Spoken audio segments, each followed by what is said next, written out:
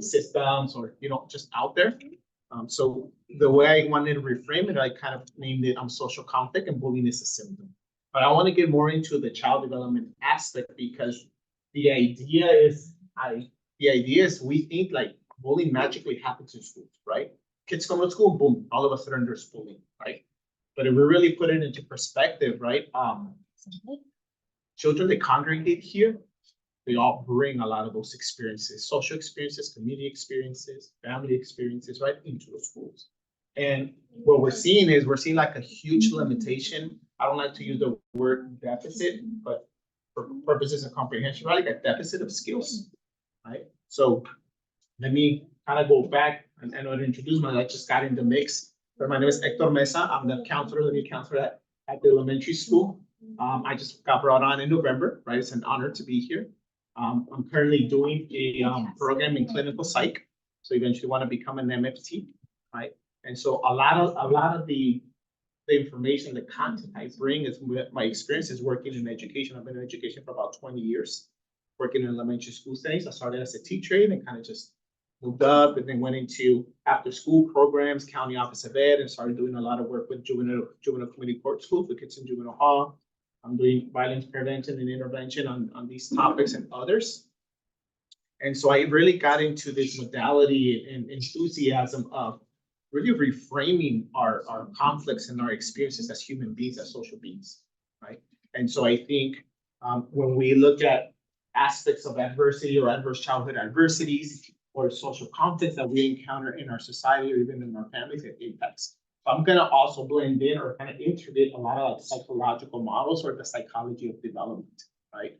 Because I want to kind of give us an opportunity to brainstorm and become very critical to create this critical. And thank you, finally. It's a PDF, so that's good. Perfect. It's good. Yeah. Okay. So to create this this new modality, right, and this new framing in the way we view conflicts, because there are times that we model, so we have social models that it's like this just tunnel vision of just, for example, bullying or social conflict, and we're stuck with that. And every other element is where behaviors, we have this tunnel vision of behaviors, and we just respond to the symptom of what the child is manifesting or displaying. And so when we become responsive to the symptom, we don't really encounter or attack the root of what's causing it, right? And we know that it's all aspects of it, right? In family, for example, give you an example, right? If there's alcoholism in the family, well, the family gets impacted, right? And we know the person who becomes the addict or the alcoholic is the one that's kind of impacting the whole family because of stressors or distress, so on and so forth. Behaviors, right?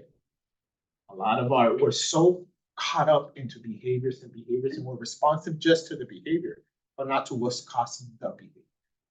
And so there's psychosocial factors that go into place. There's adverse childhood experiences that go into place. There's family systems that go into place. There's attachment theory that goes into place. But sometimes schools don't use these models because they're not trained in them. And attachment starts where? Where does attachment start? Parents, but where? Before, and the womb, right? And that's what we call symbiosis. You're symbiotic to that child. So if you look at the research, the neuroscience research, if you look at Dr. Gabor Mate, all these clinical researchers, Dr. Bruce Perry, Gordon Newfield, all clinical science and all researchers and neuroscientists that says when the mother is stressed during her pregnancy, it stresses the child. So the stress response system, we all have a stress response system.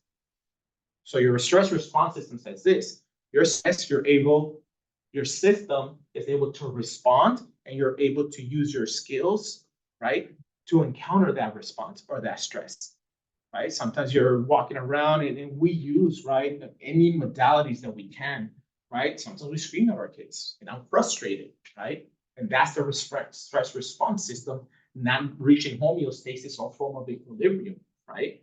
Because we're so conditioned and in tune as we want things like this, because we live in a gratified society. Because if your child sits down, you just sit down, you're gratified, right? That's the personal element. That's the home environment. Now let's look at brain research with technology. What is happening to our children with technology, right? And I'm not getting too much into it, but I'm gonna make reference of it because then we have cyberbullying, right? Mm-hmm. So then I'm gonna get into the definition, and I want to kind of integrate that definition into the way we're living and what society is also displaying. And so when I say psychosocial factors or biopsychosocial factors, the biological development of children based on their environment in the psychological aspect of development that impacts their socialization or their social emotional, right?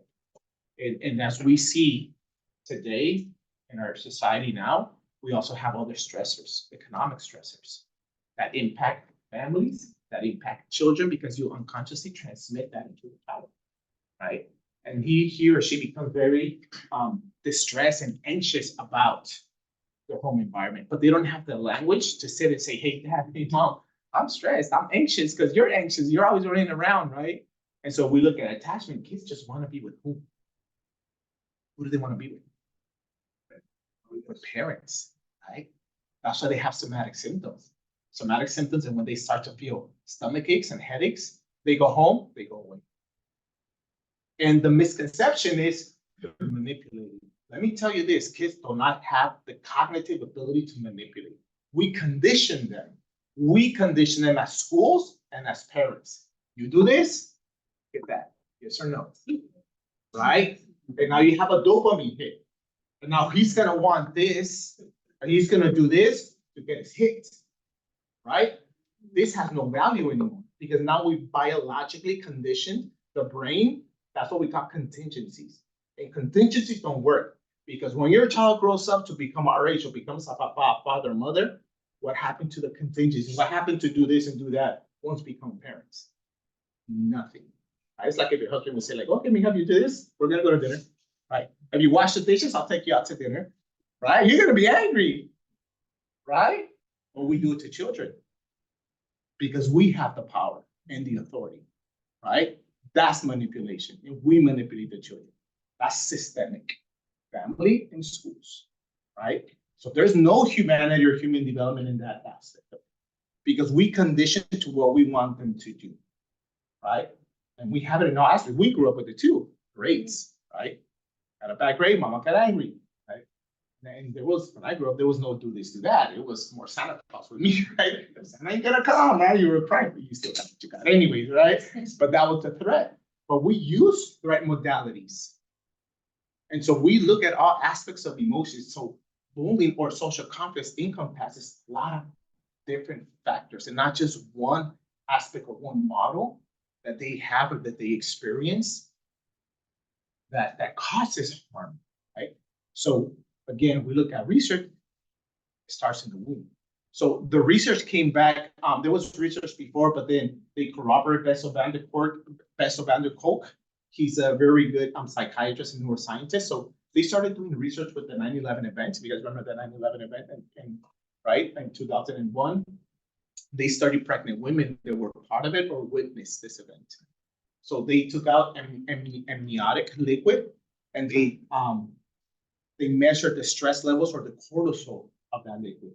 Then they started doing it to the babies during birth, and the cortisol were high. So they took urine samples from babies and they measured their hormonal levels, and they were high.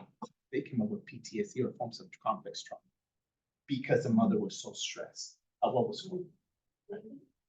The amniotic liquid. Oh, the 9/11 event. Yeah, the 9/11 event. Yes. And so when they noticed that, and they started doing research on women who are in domestic violence, poverty, women who were abused, right? They had good families, and then they kind of got their research and they juxtaposed parallel with the adverse childhood experiences research, and they started looking at it. So what has happened in your childhood that when you're an adult, your children's being impacted? They're being impacted by a lot of your own adversities. And then children go to school, they start to act up, right? And then we name it and we label it and we do all this stuff, right? All this stuff. That's why it's very important for us to be updated and look at a lot of the research. I want to do like a brief activity. So how is this going to work? I think you have to. Oh, there we go. So I want you to look at these images. I want you to tell me what's your perception. What you think.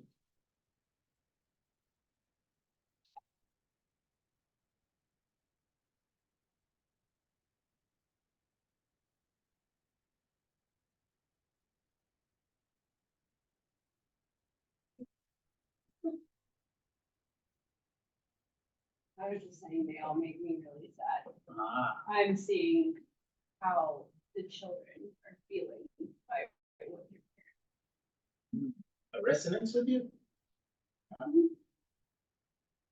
Is it mostly this one or that one? And do you see the parallel, the sequence? Yeah, the sequence is scary. The sequence is scary, but we have that, right? Yeah. That's what we have, right? So let's look at the cycle of it, right? So let's just pretend some of us are here, right? Let's just pretend that some of us, perhaps, seen our parents argue, right? And we're caught up in the middle of a lot of these adversities.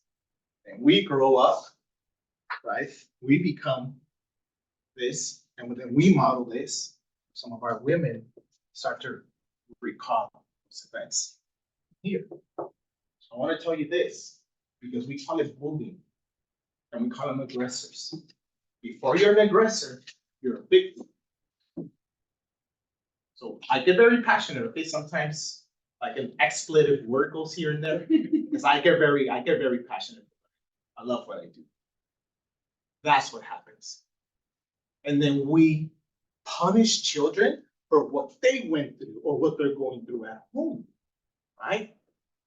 Or we punish adults for what happened when they were kids, systemically, right? And then sometimes they have to, right? Because no one should be hurt or injured or women or vice versa, right? And so if we look at the images, right, of the arguments and the kids are in between, what happens if this child goes to school?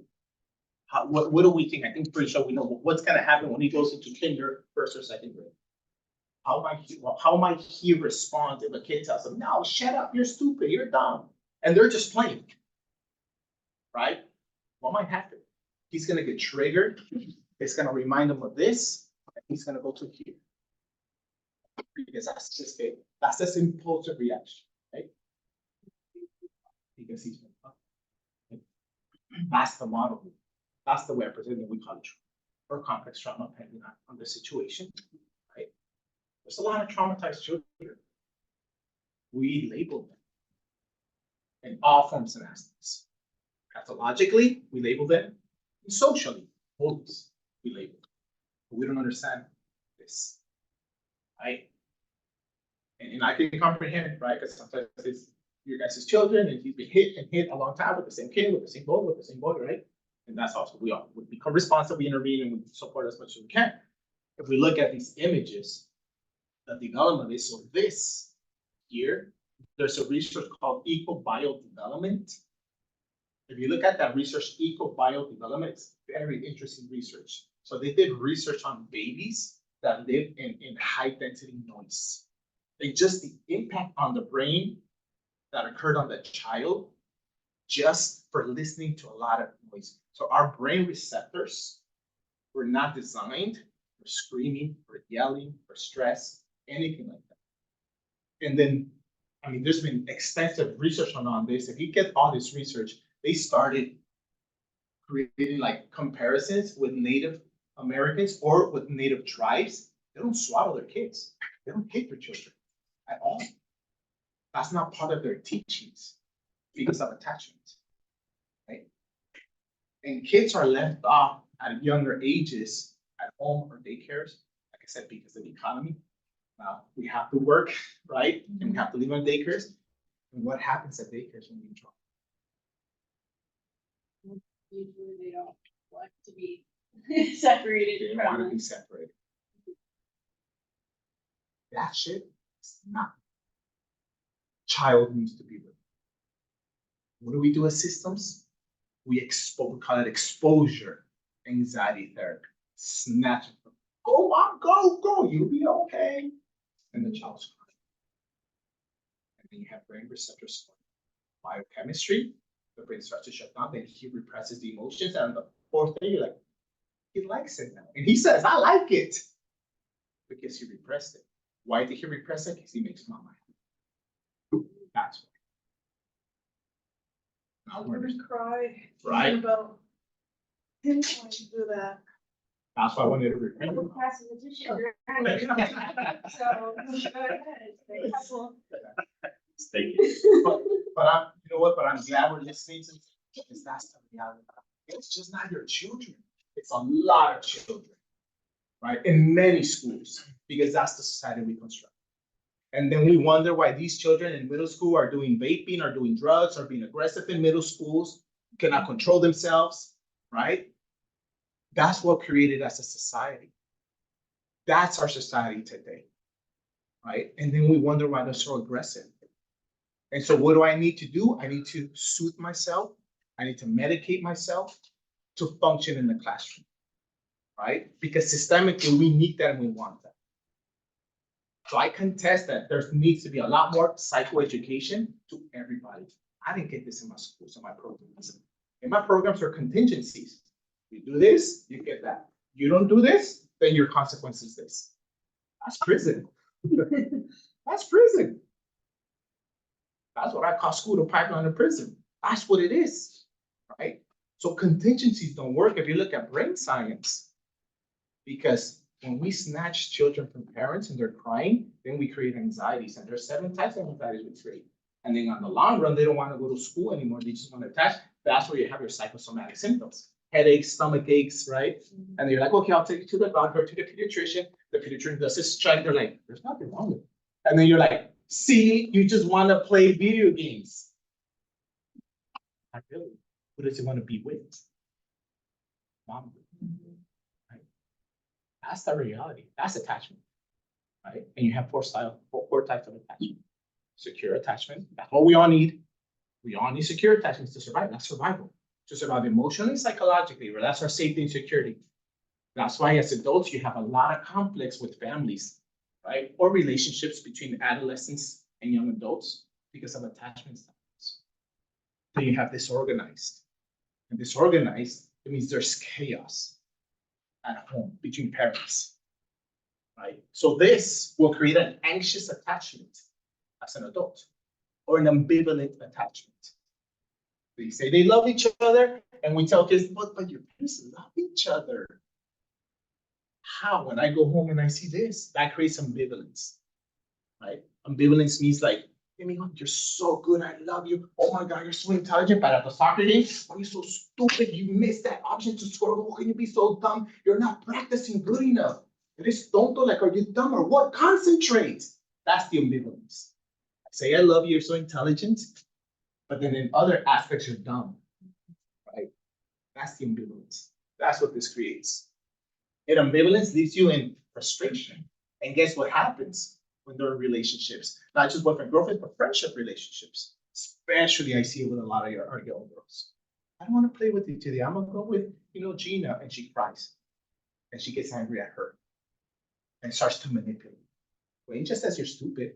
That's what Gina said. She told me last time, which is true, because she wants to retain her friendship. Why? Because it gives me a sense of belonging. So when kids go through adversity, they develop obsessiveness, forms of fixation, because that's the only way I know how to retain and keep someone close to me, right?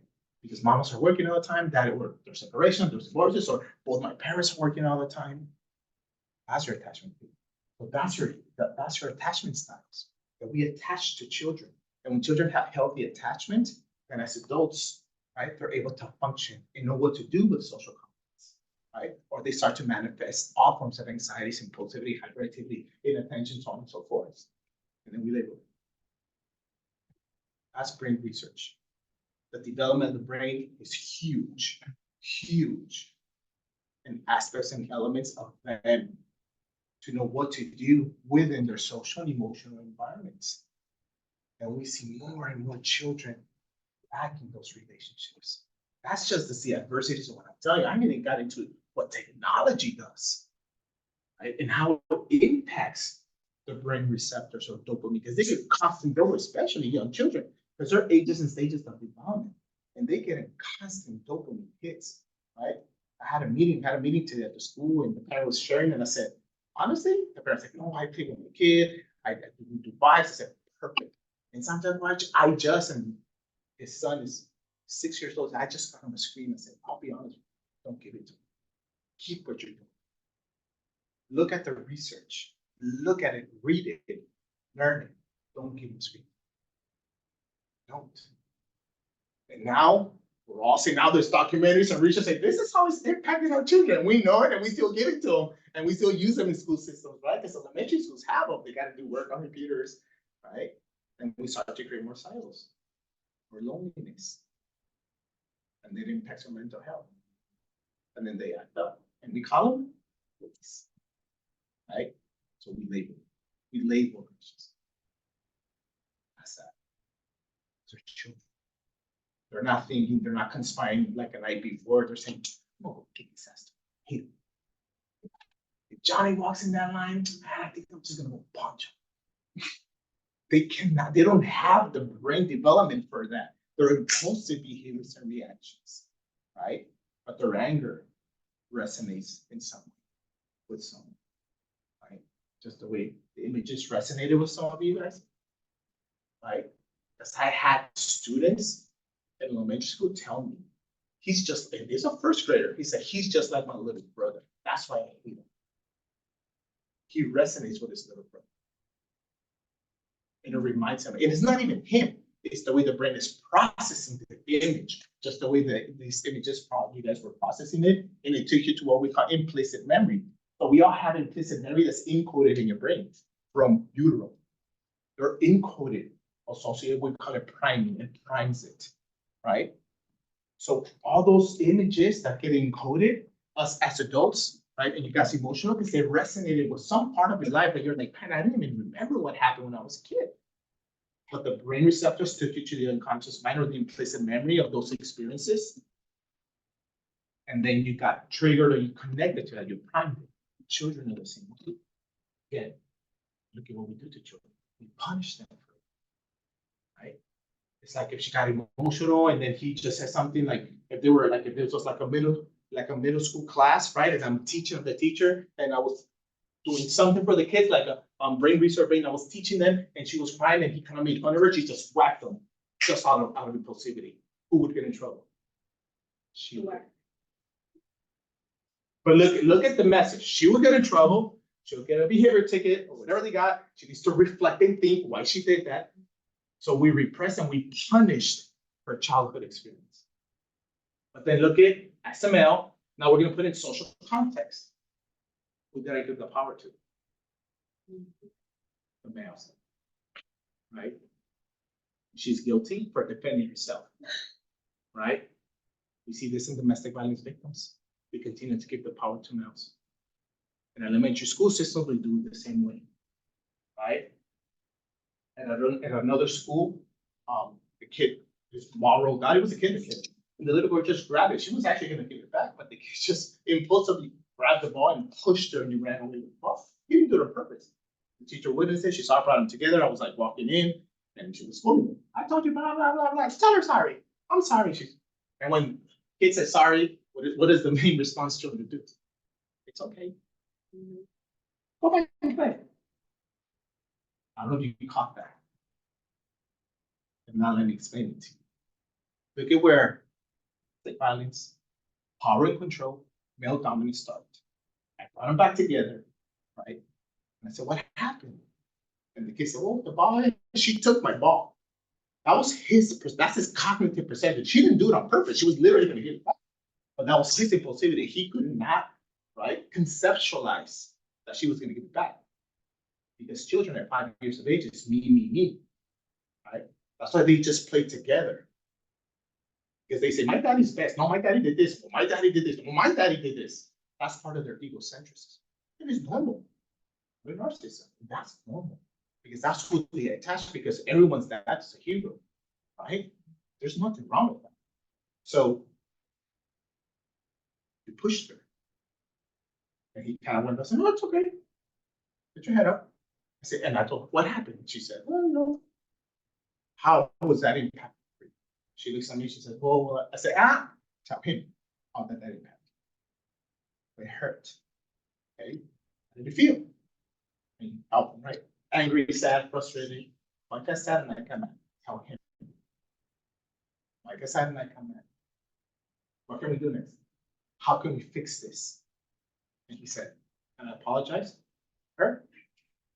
I'm sorry. I said, before you answer, It's never okay. It's never okay when your young boy to hit you and apologize. It's never okay. You can either accept the apology or don't accept the apology. You have that right. I don't accept the apology. Tell him. She has the right not to accept. Because we condition children to say sorry once I hurt someone. And the message is if I hit her and I apologize, I get away with the aggression. That's male dominance. We reconstructed in school systems, in society, the way we intervene in school. Right? And we do it at home sometimes with our sons. Hello, don't be hitting them anymore. I know he hits me all the time. I ask your brother, you know how he is. That's just your brother. And the brother is the male. But the message is that's the form of love for son. And we call them bullies. You see the different reframing? Right? So our mission is to kind of reconstruct, to cut the social reproduction systems, to pass some form of consciousness and education for children. But it's understandable. It's the same thing in my house with my mama. Same thing. Right? She didn't have time to listen to me because she was cooking and cleaning, and she's like, "Get over here, get back." Right? I was just like that, right? Because I don't have time. I mean, my mom, she never sat down and said, "Okay, let's talk about it, right? Let's do restorative practices at home." There was nothing like that. Her restorative practice was a swallow, right? Old school, right? That was her time, and we talked and we kind of laugh about it now. But those are family dynamics. We don't have time. It's not because we don't create the time, because you guys are also conditioned. And like I said in the morning, we've industrialized that. Now you got a school at home, little corner, and yes, it's little books and everything. It's a little school. My question is, when children are not only children, when can they jump, run, laugh, just be children? Where I started doing my internship and my practicum, right? Therapists we have to do certain hours, like 300 hours of marriage family therapy practices. And when I have adults in front of me sitting and crying, because of what happened to them in childhood, aside from a lot of the abuses, but a lot of it is I never got to play with my mom. Would you want that? CES? Would you compare with him now? Or coffee, we'll take a walk. So I don't know.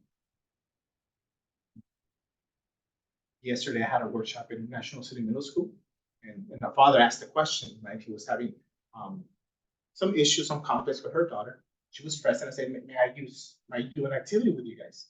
And they said yes. I sat them together with the chair, face to face, knee to knee. I said, don't do anything, hold hands. I said, Father, me, just look at each other in the eyes. That's it. She said, is this uncomfortable? Yeah. That's your father. She said, it's uncomfortable. That's the detachment. Because we prioritize work and other stuff. And because he's on her like this. I want you to go to school. I want you to go to school. Which is nothing wrong with that. But this is also her choice, because look at what we do as systems, as parents and systems. We choose what we want to. You gotta go to school, college, career ready, which is nothing wrong with that, right? But for who? Because once I'm a senior, a junior, a senior, we talk about independence and autonomy, but yet they can't make their own choices. Because I want you to go to college. Yeah, but that's what I want. And at one time a student called me and said, what about what I want? I want to do that. I want to own my own business. I don't have to go to college. That's the point. Right? See how we create ambivalence in many children? And so they grew up with these ideologies and these ideas. So how can we create spaces and models for children, right? Them to truly have it. And we're constantly like this. It's a break, and we still want them to read. They can read. You're on break, let them play. Let them be kids. Let them be kids. They can do whatever they want, being children. Right? Jump, run. And sometimes when I do workshops and I give some recommendations and suggestions, tell parents, you want to really laugh with the kids, do pillow fights with them. Wrestle with them in bed. Jump with them in bed. You'll see the difference. You'll see it. Because the way we start to attach is through laugh and laughter. And when do we jump? With our kids, right? When we're proud of it, no, jumping in the bed, we go swat it, right? Because you're gonna fall down, break your head, I don't want you to end up at the hospital. That was our grandma's or mom's words. How do we end that? How do we create those spaces and those attachments with our kids? So change what we have going on. Reading and learning and creating more like psychoeducation for ourselves to understand like development and aggression and behaviors and impulsivity. Because our stress responses with our other forms of systems that we have internally.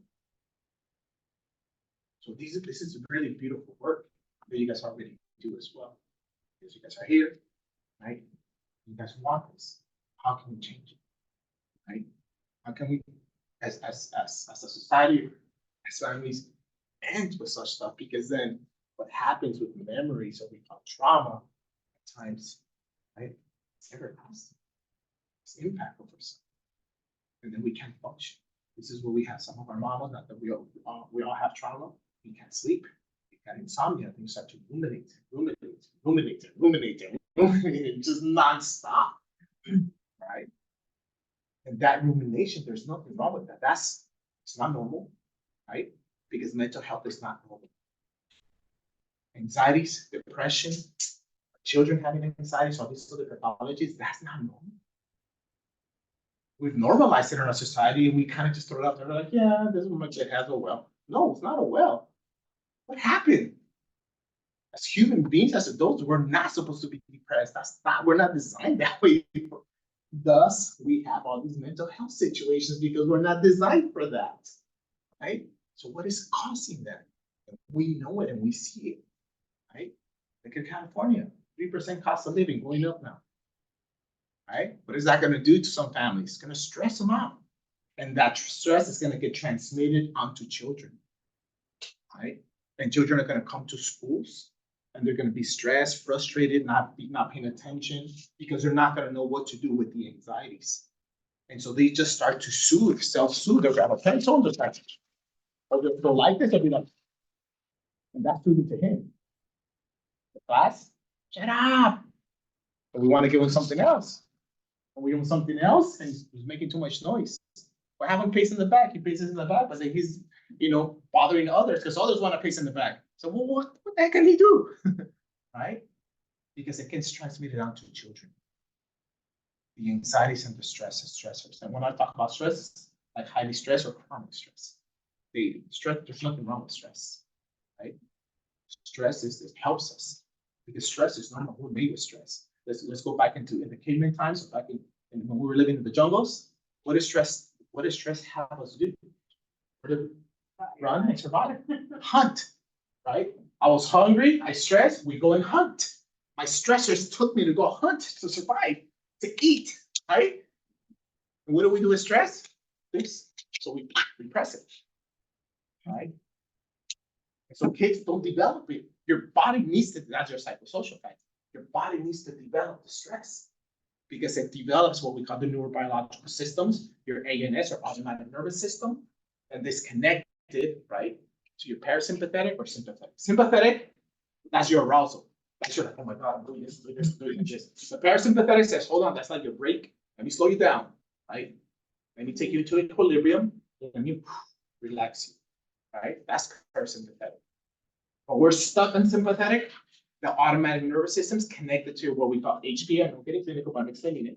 Your hypothalamic pituitary adrenal axis. That's connected to your stress response. That part of the brain, the hypothalamus, sends a signal, right, to your axis, which is your cortisol, your hormones, your cortisol and your adrenaline. And so your adrenal axis activates it, soothes it, and you're able to regulate. It's a whole system. Okay, so behaviors in this is just not emotions. Okay, behaviors is everything, right? But all that then is developed from a home environment, and the home environment starts to impact a lot of these stressors or these regulatory systems. So then that stress or that hyperactivity comes, and you see it in schools, you see it all over, because we're confined in a structure. You need to be quiet, you need to do, you need to this, you need to this, you need to sound, raise your hand, and just because you cannot fidget, you cannot move. Because if you fidget and move, then something's wrong with you. If you're not paying attention, something's wrong with you. If you're not remembering that you're not opening your book, or something's wrong with you. If you can't open your pencil, something's wrong with you. If you can't sharpen your pencil, something's wrong with you. Right? So we need to understand more like that research and the brain development to understand what that aspect of. So this is what we call adverse childhood experiences model. And so research talked about if children encountered 3 or more, this was back in 1999, 1997, right? It was the leading doctor. Felitti is the doctor at Kaiser in San Diego. He was helping, he had an obesity program. And so he was helping a lot of obese patients keep the weight down, right? Or at least try. And so they studied like 100 individuals who had a lot of obesity and eating problems. So he was trying to really help almost. So he managed to take 70, 100 pounds down, but he couldn't keep it.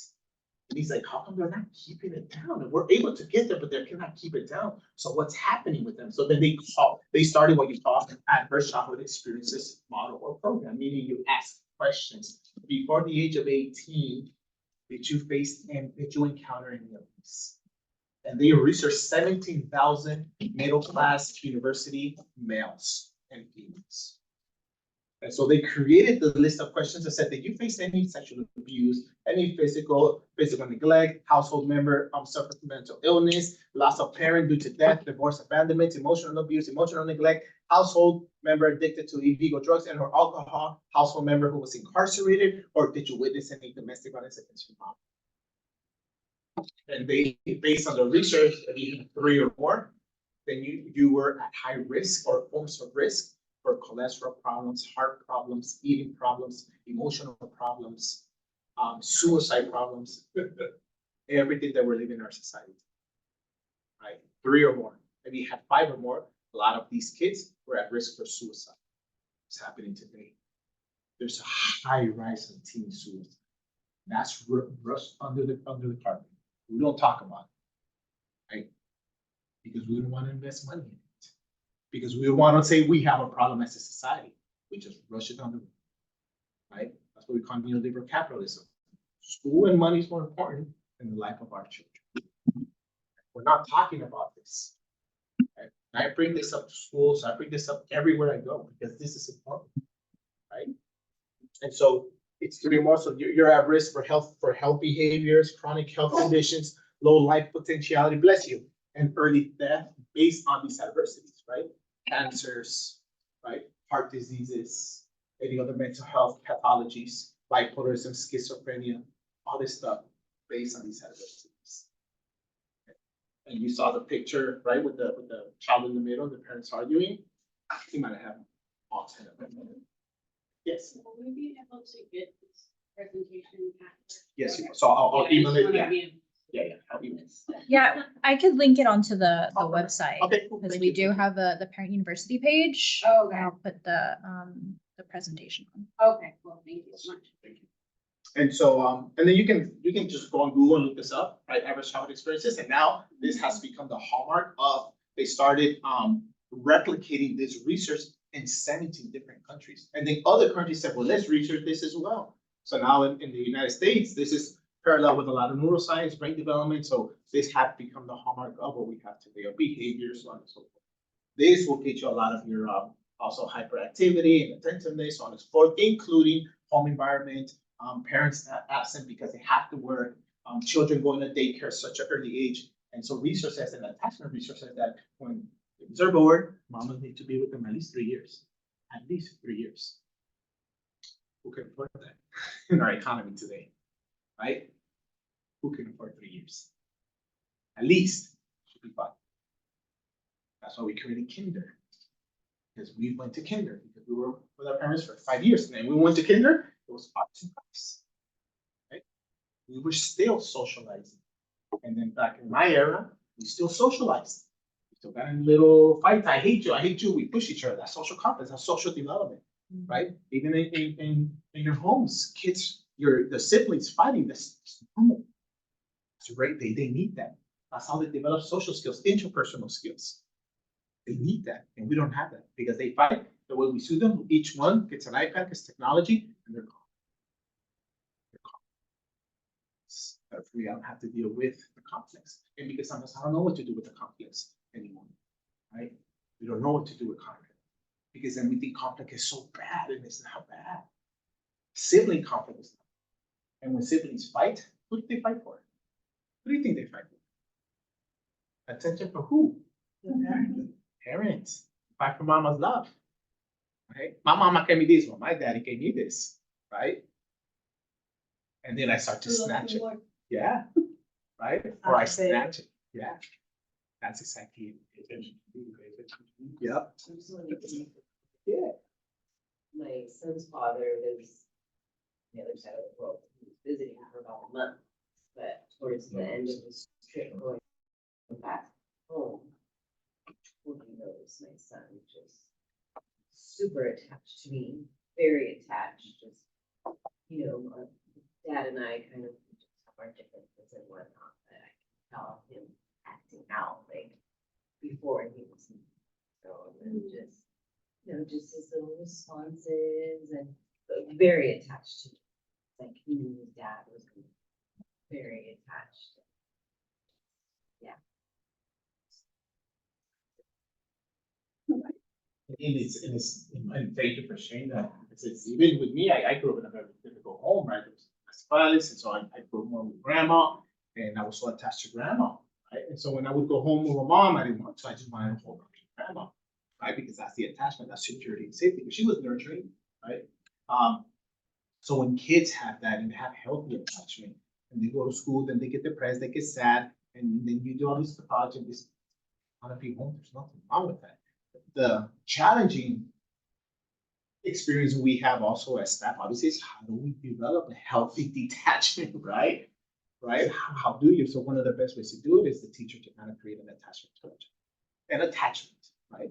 They trust, like I want to go to, Mr. Mix's his school, and they're there all the time, and coloring and doing, and just being them. That's healthy. That's a healthy attachment. We don't have to do it. Okay, social emotional development. Let's sit down. Let's talk about zones you're in. He doesn't care the zone they're in. They want mom. Because when we start to create zones or zones of regulation, we don't need to regulate that. That's not a regulation problem.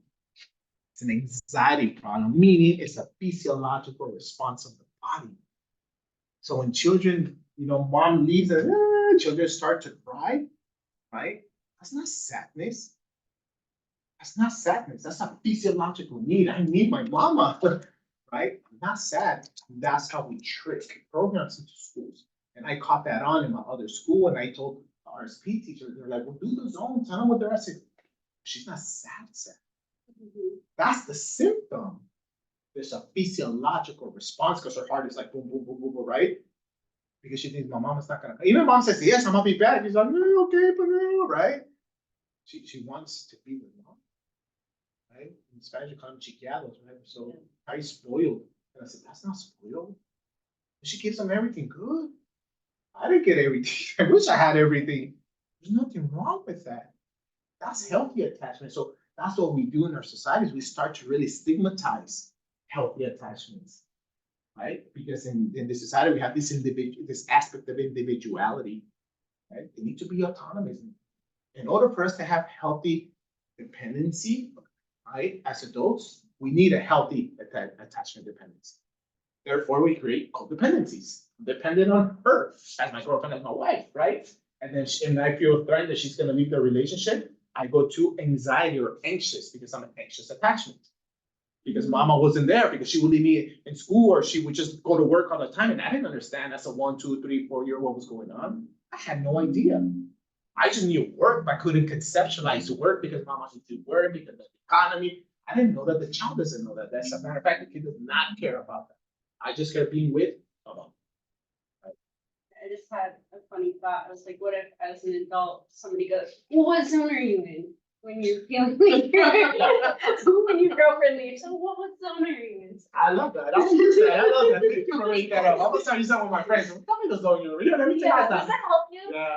He's gonna be like, oh, forget about this all. I don't want my girlfriend back, right? I don't want to break up or divorce yet. So as we can see, and I actually took this picture. I was at Sprouts, and I took that. That's a sixth grader, right?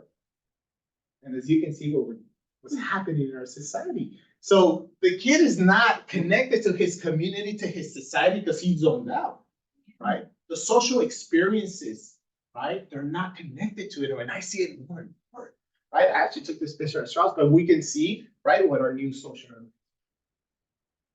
We start to kind of create, right, a lot of isolation with children. We start to create that, and we see it all the time, right? And we know our harms, but yet we continue to do it. Why? Because the addiction, what happens in the brain is much important. It's an addiction because it's dopamine, right?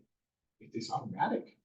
You get it. You're here, and you're talking to your friends, and you see your phone call off, and you're like, "Oh, see, let me just see who it is." And let me see who it is. You just trigger, and it just a lot of data starts to come up. You say, "Okay," and then now you lose that connection and that touch, right? Especially with those eye watches. What? Yeah, go ahead. Yeah, what? And you're like this, right? We're as a family, and then that starts to go on. My son asked tablet or something, and I was like, no, why? So I can play with those. Like, you see that I sometimes, you know, what makes you think, I want you to ignore me now. You know what I mean? So no, absolutely not. So no. And it's destroying our families. Honestly, it's really destroying our families and our children. If you look at this, I was having this talk with Ms. Guarino this morning about documentaries, and we were sharing about just the new neuroscience of it. Documentaries, right? The Social Dilemma is one of them in Netflix. It's a really good one.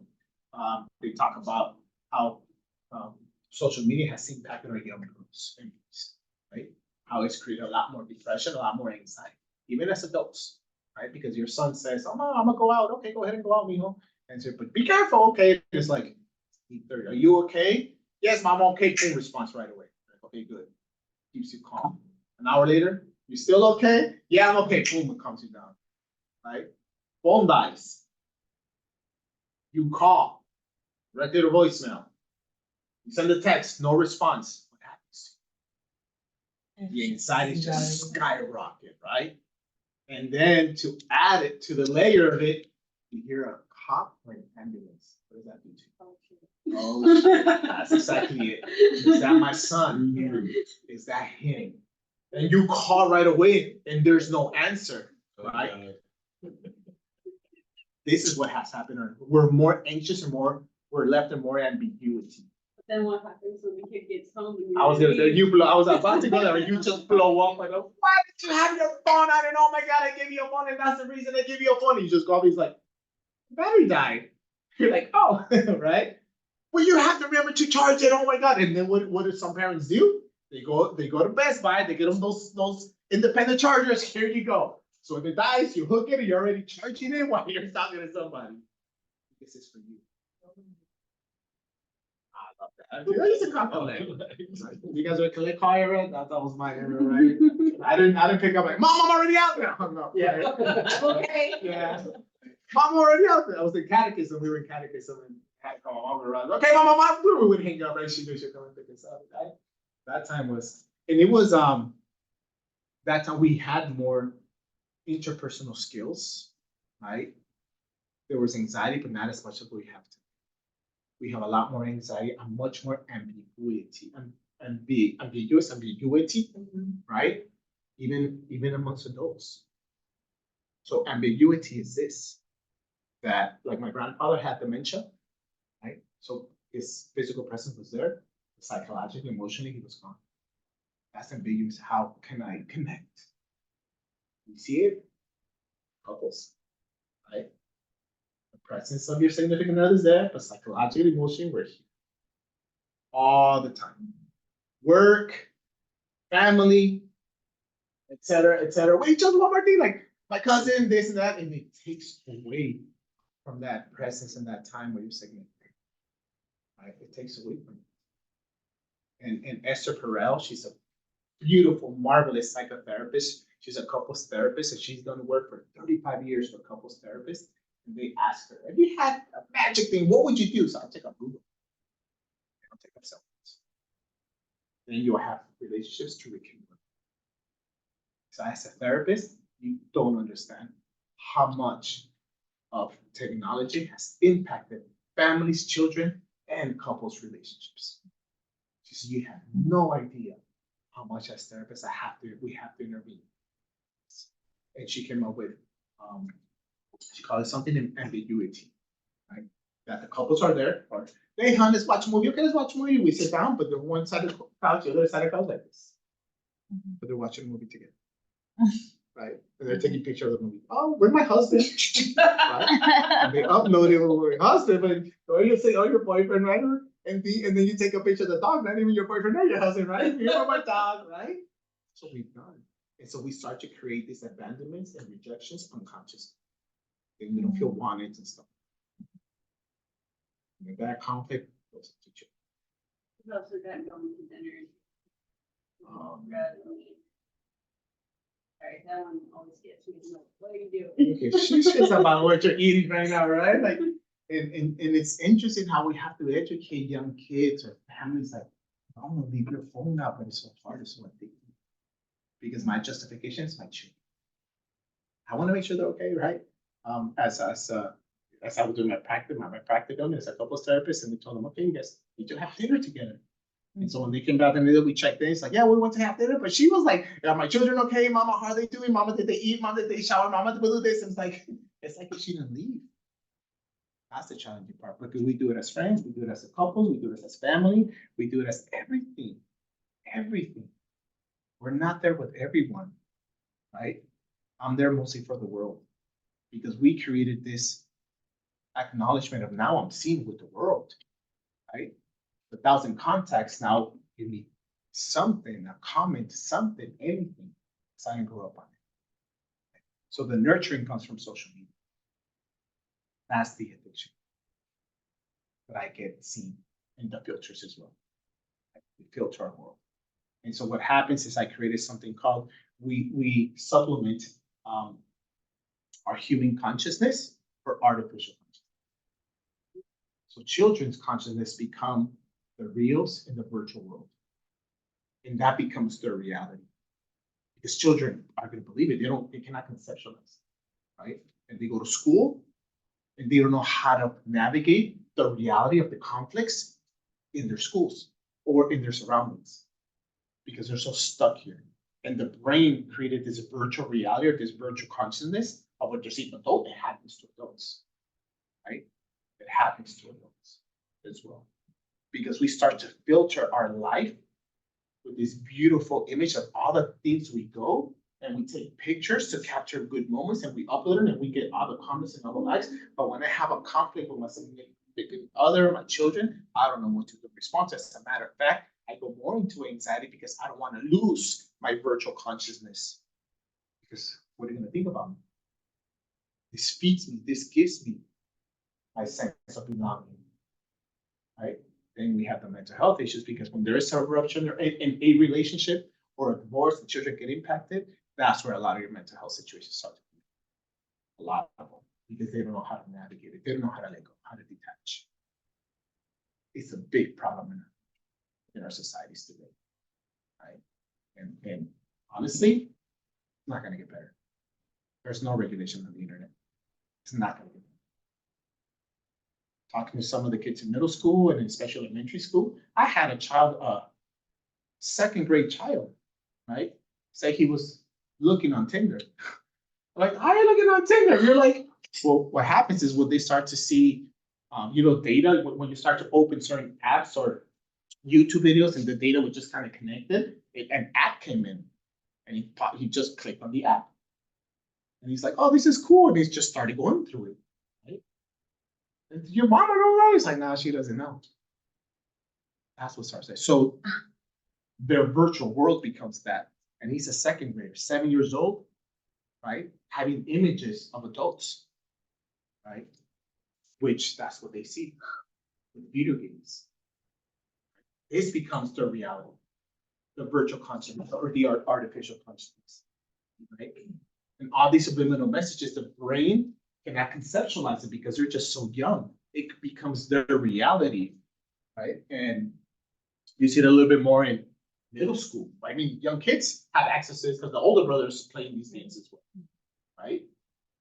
And this is the reality of what they're seeing, right? That's become the reality. And I think there's a lot of these influences that go on to, their own aspect and elements of navigating their own lives. We kind of just go through here. Not gonna go on. So I just want to kind of give you guys, just for the purpose of tonight, so this is Oveus. Oveus was a German researcher back in 99, 2000, I think.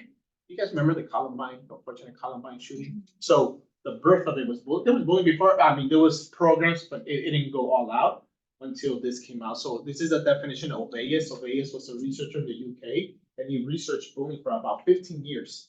After Columbine, America said, "Hey, we want your program," and the Oveus program became a huge thing here in the United States.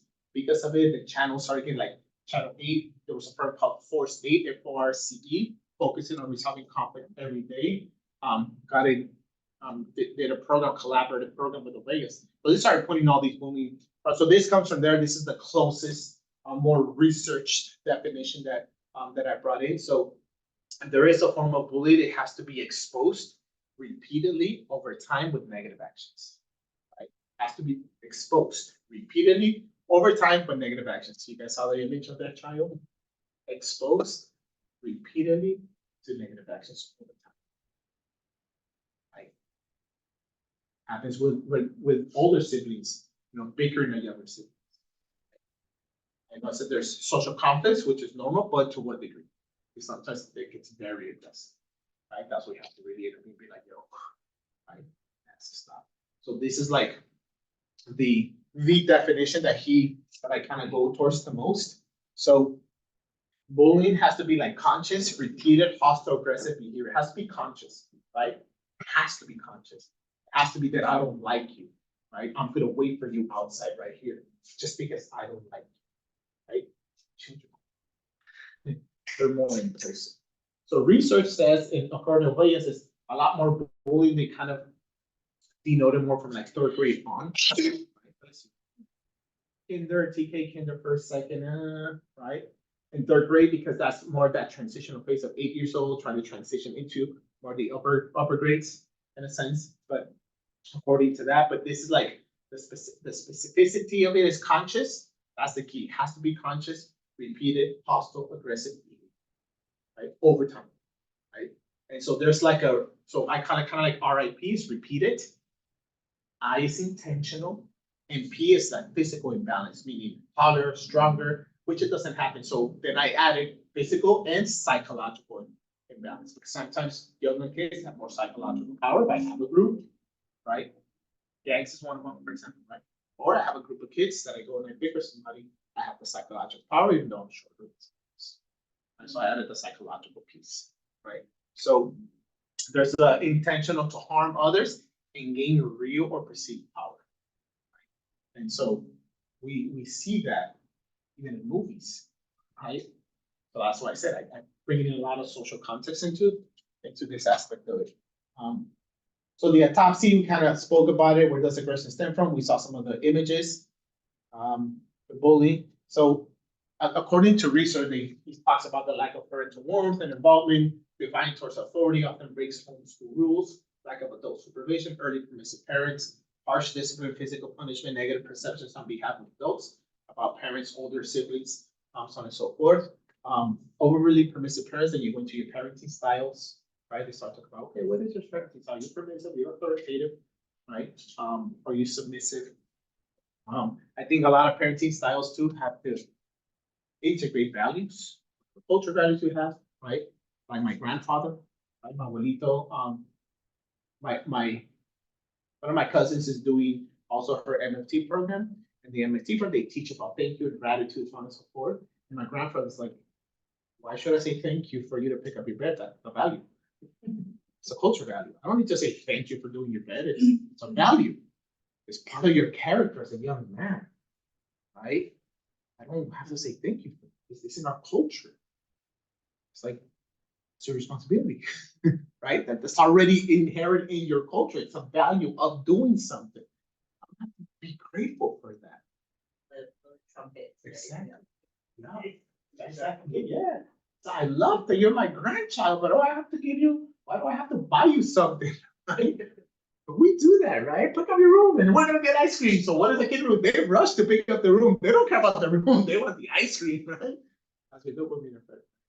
That's what it is.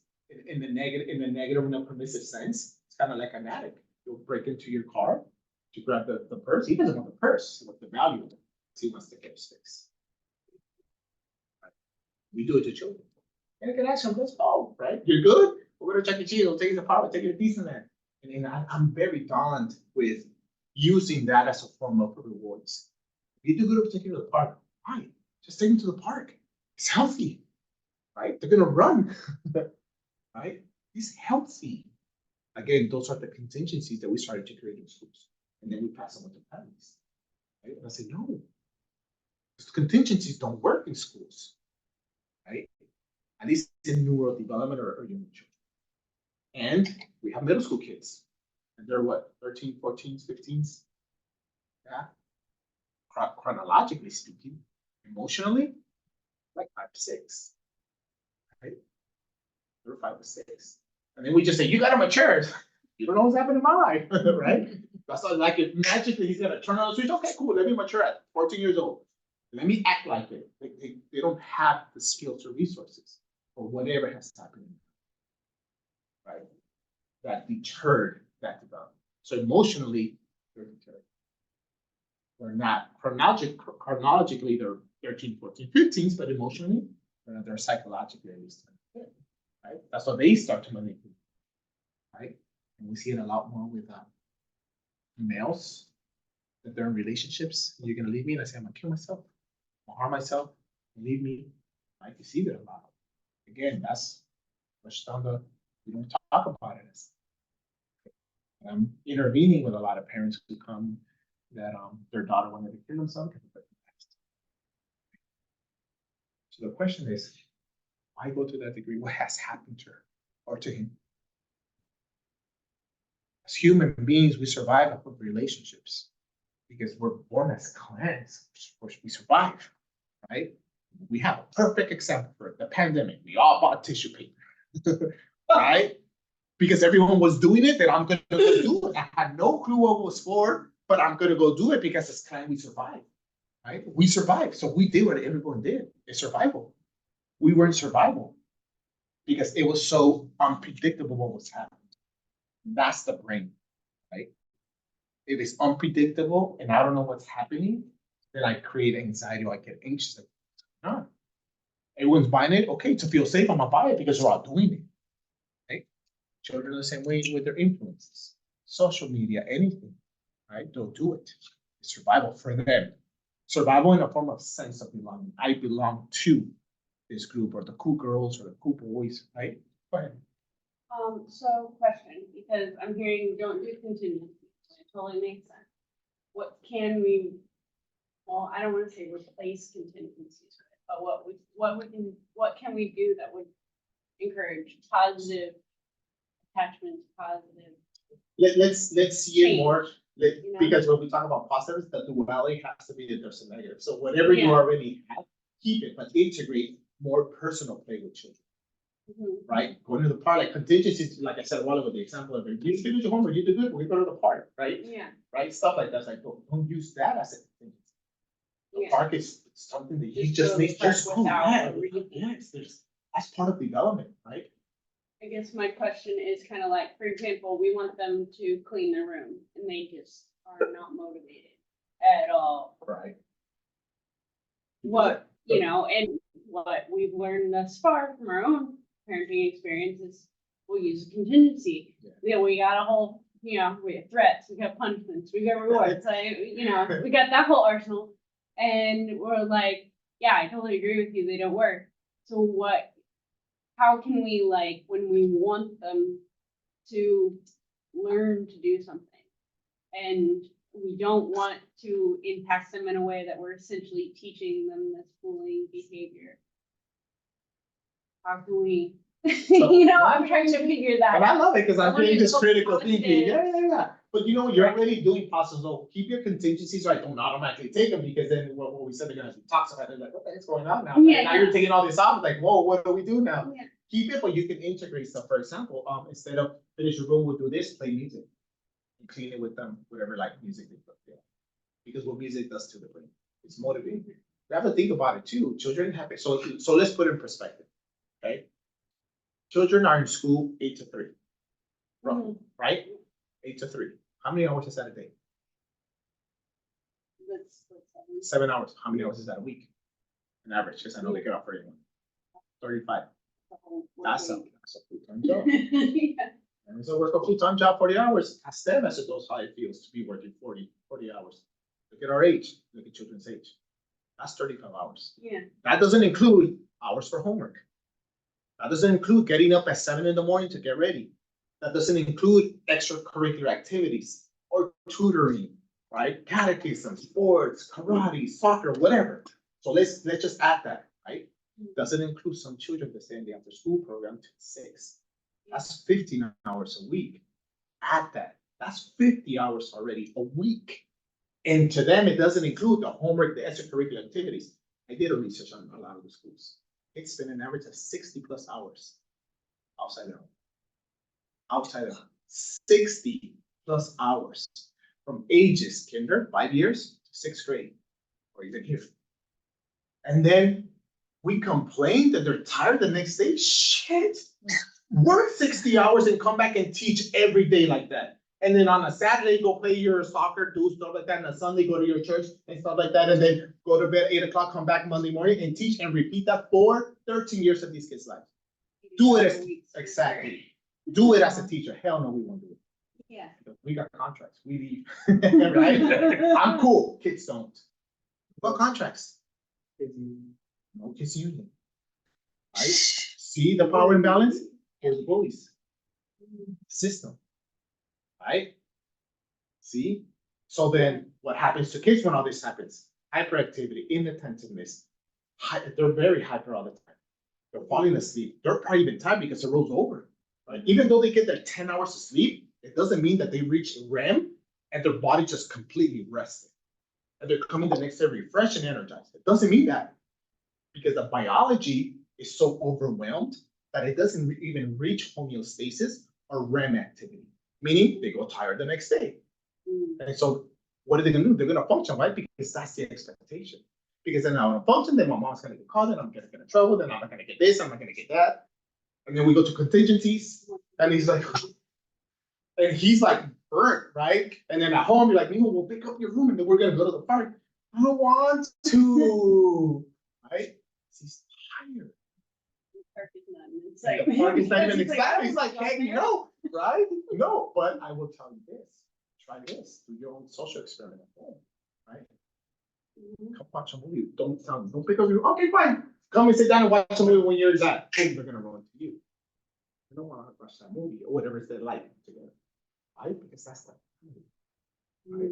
Because we've been so separated from each other because of work, because of when you get home, that has to do this, that has to do that, or that helps with the homework, or you help with the homework, and you clean, and then we go into roles and responsibilities at home. Mama's cooking because she needs to get everyone ready. Dad is helping with the homework, right? Dad gets home and he's a teacher, right?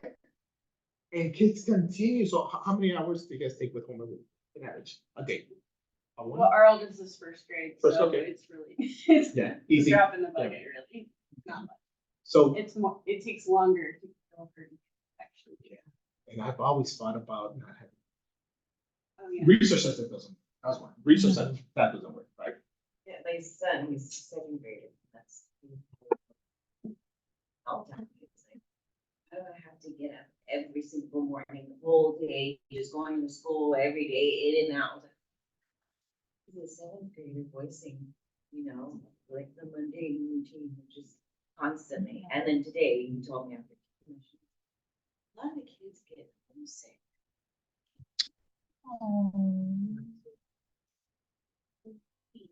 But not me anymore because you're here with me now. And it's like, oh. So as you say, everything is just hitting home today. He's a classes. 7-year-old. This is what we call neoliberal education. Capital, essentially. It's money. That's your neoliberal education. We're corporatizing these children. Right? It's corporate world. Right? And that's what we want. So them making their own choices and thinking for themselves. Unless you have a really good teacher says, nope, it's all challenge what we're doing, right? Yes, well, speaking of bullying, my son was helping out a friend that I guess a kid was in the lunch arbor and he was like holding on to this other kid and my son got underneath the table to unwrap his hand. And the friend said, I'm gonna kick you in the neck. And then that Zestin took off his hand and he went to go tell. What is it, the lunch? Will that come and help out? Yeah, they said that, well, first of all, you weren't supposed to be underneath that table, you know, and I was just like, well, did you go ahead and tell them that you were helping out your friend? They're like, well, yeah, but the point was that wasn't supposed to be underneath the table. So I was like, so we're just gonna just forget the fact that a little kid told you he was gonna kick you in the neck.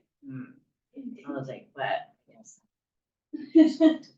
Get side, but, as you say, you gotta speak up, you know what I mean, but when you're just, well, otherwise, just. And I think a lot of my work and my paradigm is I like to really help the kids really give them or prepare them to kind of how to encounter these conflicts, right? Because they're gonna do it for the rest of their lives. Right? We need to kind of equip them with conflicts that they're gonna be facing. So when the kids come and talk to me, okay, I sit them down and we all sit down together and ask them questions, right? What happened? How did it impact you? What can we do to make this better? What can we do next time? So on and so forth. Right? And kids are gonna be like, yeah, we're cool. We're gonna say sorry to each other. The next time we're gonna do this cool. The next time we're gonna do it. It's the first time, right? Depending on the age, right? Especially in elementary school, they're developing. Correct. So it's definitely a challenge for staff, for parents, because we're living in a fast-paced world and we want things like this all the time, because it helps me, it suits me, right? Helps me, right? We're living like this, but we don't slow down.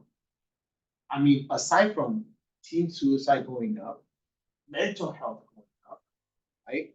We have adult pathology going up, meaning all these diagnoses, right? Schizophrenia, schizoaffective disorders, bipolar disorders, personality disorders, so on and so forth, PTSD, complex trauma, now we're dealing with kids, right? Because when we think about trauma or complex trauma or PTSD, we thought about war.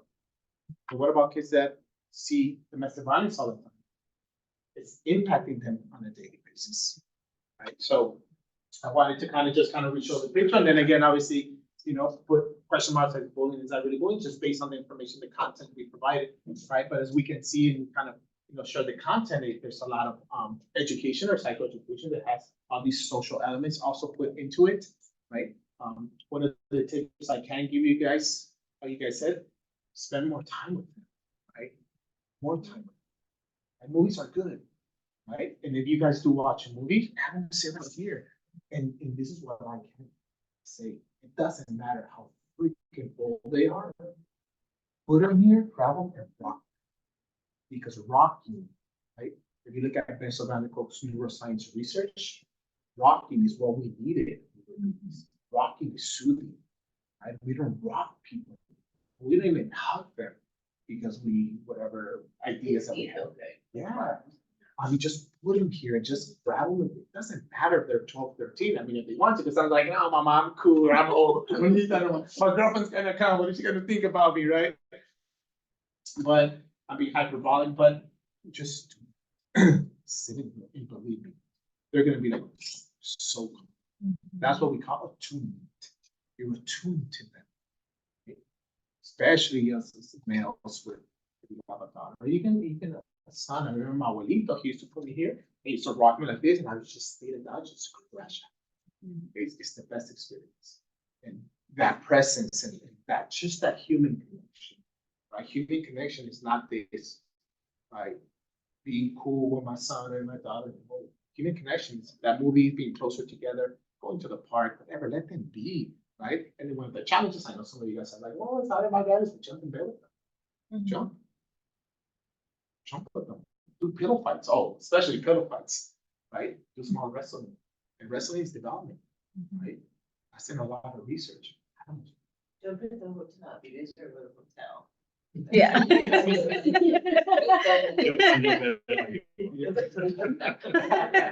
So just don't like that, put music on there, Mm-hmm. right? Play music. Music is good, it's rhythmic, right? It goes with us. It's very rhythmic and it's good even for decreasing a lot of their stressors and anxiety. So, right? When you guys go in the car, do chants, whatever. I know it's a challenge because you know the phones and stuff. Yes. I just want to share that if your kids are sensory seeker, like my son, doing a pillow fight before bed actually calms them and chills them Mhm. out. So it's totally counterintuitive. You think you're getting them riled up, but it's like as soon as you stop, he's just like, Yeah, it sucks all the energy out. yeah, you just like, you filled my sensory bucket. That's what I Yep. needed to calm down.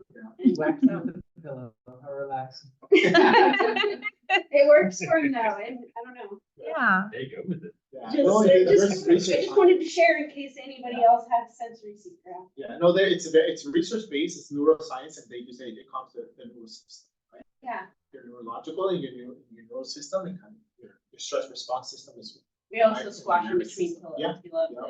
it. Squash before bed. So, thank you so much. Thank you for your time. I hope this, in this informative night was beneficial for you guys. I know, like I said, I this is what I bring. I bring a different reframing of what bullying or where do we get to, right? Because then I don't want to just talk about here, yeah, this is bullying, this is because we're gonna stigmatize children.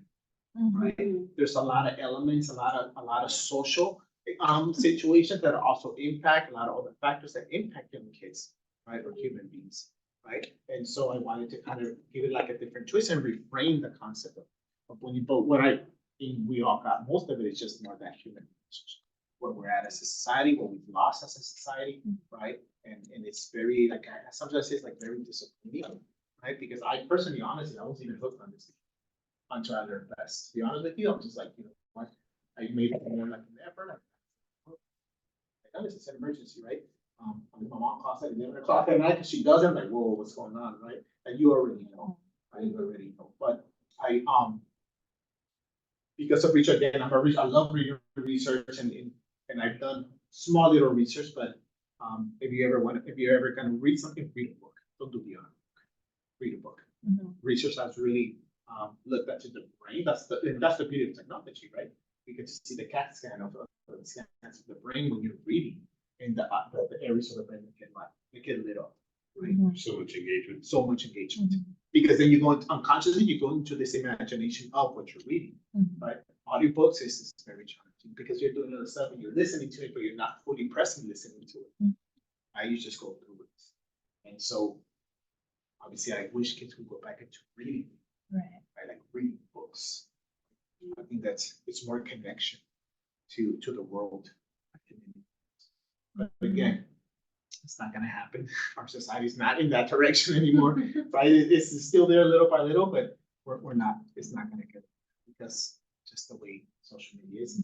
Okay, it's just the marketing, it's the money. Right? They don't care about just the money that we make. It's cool for us. But I'll be at the elementary school, right? If you guys need any information, just gonna upload if you have any other questions. So towards the end, I'm just gonna group. So towards the end, there's a quiz.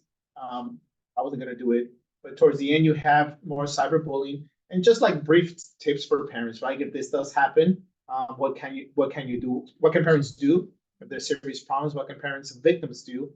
What can parents of aggressors do? So on and so forth. That's just more like information. Girls and cyberbullying, so on and so forth. So you'll have that information. Okay, so if you need a question, just reach out to me, right, at the elementary school, at the counselor there, and then I can more than happy to help you with this. If you have more like cyberbullying, so you can have that as resources. Okay. All right. Thank you so much. Also for your time. Gracias. Thank you. Thank you. Next time. Thank you. Appreciate it. Thank you.